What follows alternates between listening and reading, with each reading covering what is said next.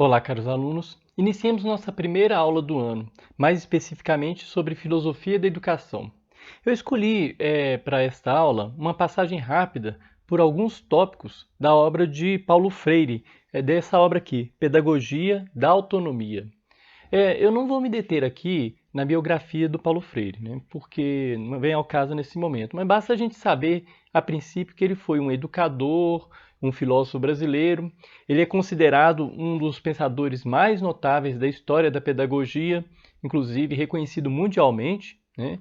Ele influenciou um movimento chamado pedagogia crítica, ou seja, ele incentiva que a educação ela deva visar não apenas que a pessoa adquira conhecimento sobre o mundo, mas que também forme as pessoas para que elas tenham consciência crítica diante da realidade, que elas respeitem as diferenças de opinião, que elas respeitem as diferenças de raça, de cor, de clero, ou seja, a diversidade. O método dele foi muito valorizado em 1960, inclusive porque o Brasil ele vivia o terror da propaganda anticomunista. Quem estuda história aí sabe, né, que é exatamente aquela propaganda que o comunismo estaria vindo para o Brasil, etc. Então o método dele foi muito visto como uma possibilidade de impedir que o comunismo fosse implantado no Brasil, no momento de 1960 e antes da ditadura, né? Mas e é interessante que tinha um movimento chamado Aliança pelo Progresso, né, que é exatamente nesse momento que ele estava ali no auge, alfabetizou muita gente, o método dele foi muito eficaz, mas paradoxalmente, depois que houve a implantação da ditadura militar, ele acabou sendo visto como um perigo por causa exatamente do incentivo às pessoas de se questionarem sobre as condições em que estavam vivendo na época, etc. Então, enquanto no início ele era valorizado para impedir que o comunismo, por exemplo, entrasse no Brasil, né? Depois ele passou a ser criticado porque exatamente ele incentivava a autonomia, né? Nós vamos focar exatamente nessa obra, né? A pedagogia da autonomia. Nós já falamos, inclusive, o que significa a palavra autonomia numa aula sobre Kant, né? O que vem a ser autonomia? Vem do grego antigo, da junção de auto, que significa de si mesmo, ou próprio, né? E lei, ou norma, ou, como é que se diz? A pessoa que tem suas próprias leis, né? Uma pessoa autônoma que ela gerencia sua própria vida, né? Nessa obra, como eu já pincelei, Paulo Freire, ele propõe uma pedagogia fundada na ética, no respeito à dignidade própria do ser humano, né, na autonomia do educando, e provoca esse ser humano, esse educando, a assumir-se como sujeito histórico ou sócio histórico-cultural, como ele vai dizer, no ato de conhecer. Mas é interessante a gente ressaltar que ele valoriza a necessidade, nessa abertura, que haja sempre uma competência técnico-científica e um rigor que o professor não pode abrir mão. Ou seja, não é simplesmente o aluno fala o que ele quiser. Não, o professor ele tem que ter uma competência técnico-científica, tem que ter rigor, não é uma coisa assim solta, né? Ele vai falar uma coisa interessante aqui logo no início, né? É o seguinte.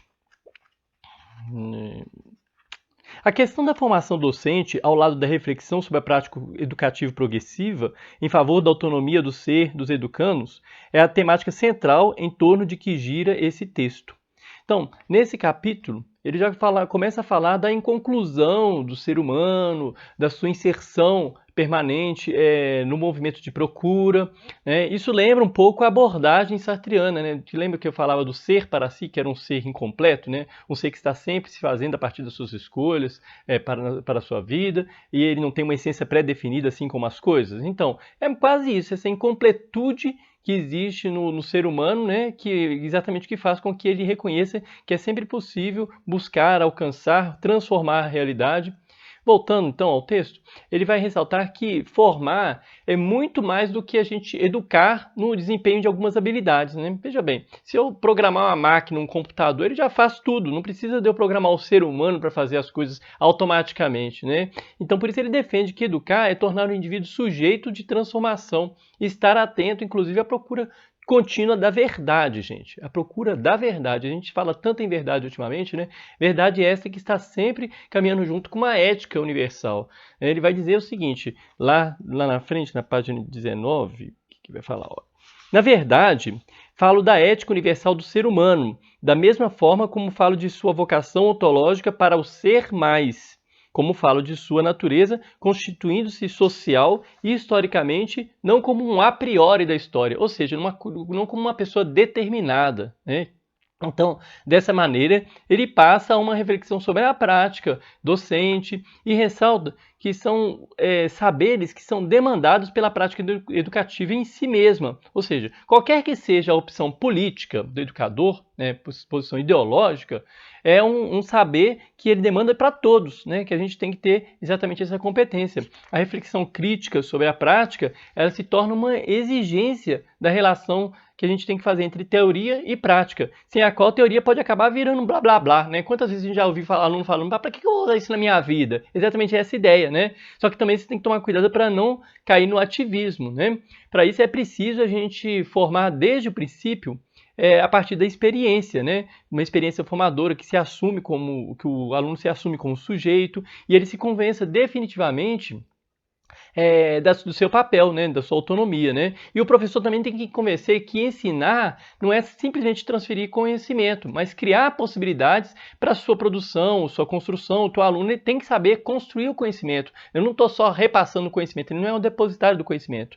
Nesse sentido, ele se opõe ao que eles chamam de prática bancária, né, na qual o professor é apenas o depositário, né, de conhecimento. Ele vai lá e injeta no aluno o conhecimento, né? Ele ressalta que essa prática ela pressupõe que o professor ele é o detentor do conhecimento, mas ele também, né, é um ser inacabado, como a gente viu, né? Então, se o professor é um ser inacabado, ele pode verificar a realidade do aluno, ele pode ampliar seus conhecimentos a partir da realidade do aluno, a sua pesquisa, né, incentivando sempre o que ele chama de curiosidade epistemológica, né? O que é curiosidade epistemológica? A gente já viu que é conhecimento, né? Então, essa curiosidade que incentiva sempre o ato de conhecer.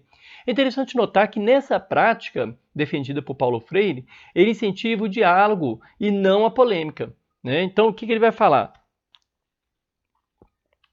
É interessante essa parte porque hoje em dia a gente está vivendo tanta polêmica, né? Ele fala o seguinte, olha, o clima de quem pensa certo é o de quem busca seriamente a segurança na argumentação.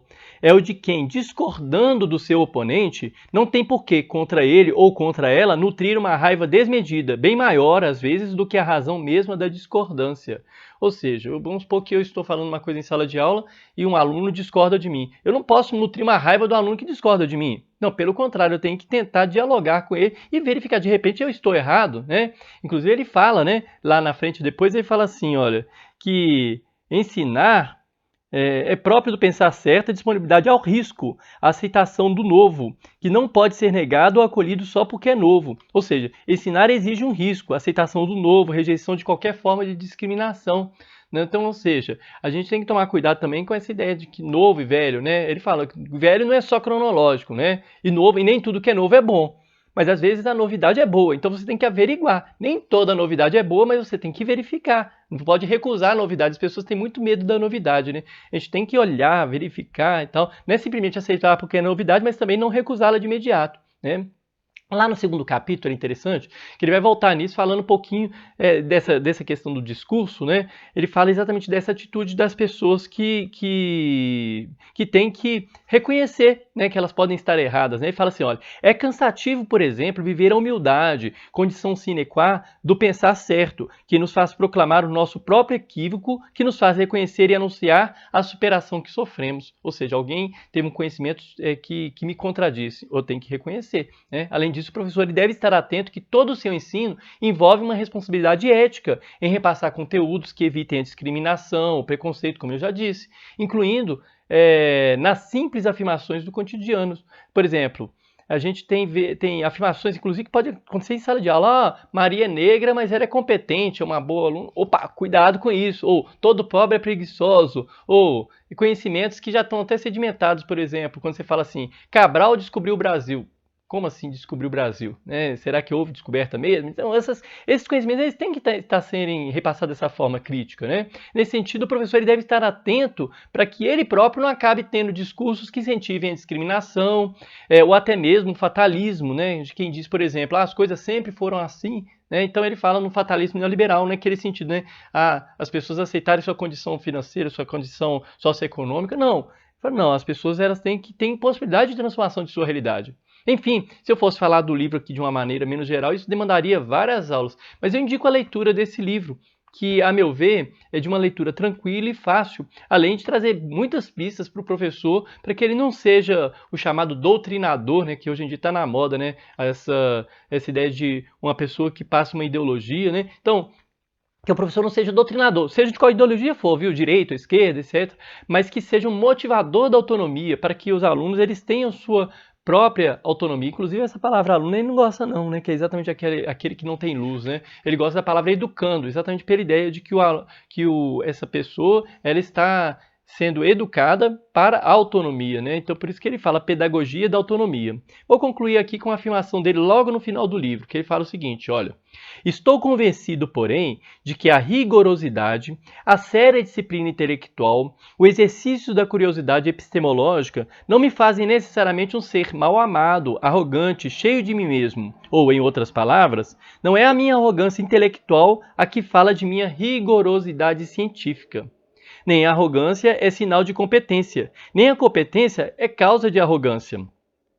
Não nego a competência, por outro lado, de certos arrogantes, mas lamento neles a ausência de simplicidade, que, não diminuindo em nada seu saber, os faria gente melhor, gente mais gente. Ou seja, o professor, ele não é o dono do saber, mas ao mesmo tempo ele tem um conhecimento técnico que ele deve tentar repassá-lo da forma mais humilde possível, sem arrogância, né? Apesar de haver arrogantes que são competentes, ele vai ressaltar exatamente isso. Então, eu espero que tenha sido claro. Qualquer dúvida, crítica ou sugestão, fiquem à vontade para colocar nos comentários. Até a próxima aula.